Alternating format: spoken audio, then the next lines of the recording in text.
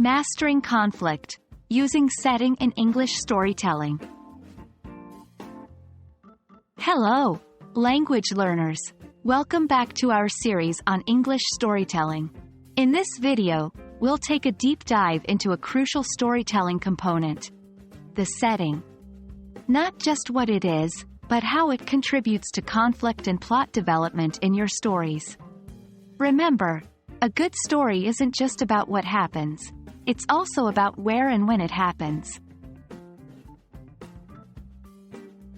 The setting of a story refers to the time and place in which the events of the story occur.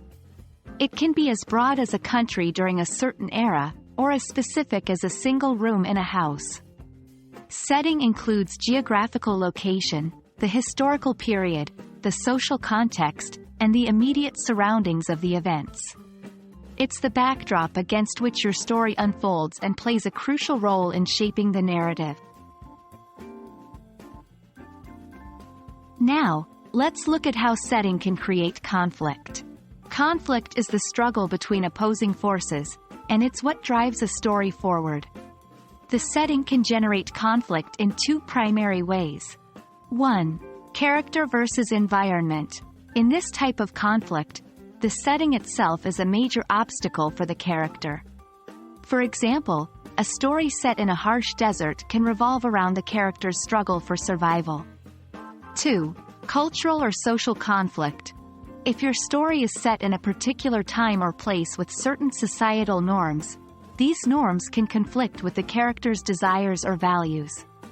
For instance, a character from a conservative background wanting to pursue an unconventional career. Here's how you can use setting to add depth to your plot development. 1. Using the setting to foreshadow events. For instance, a storm brewing on the horizon could foreshadow a coming conflict.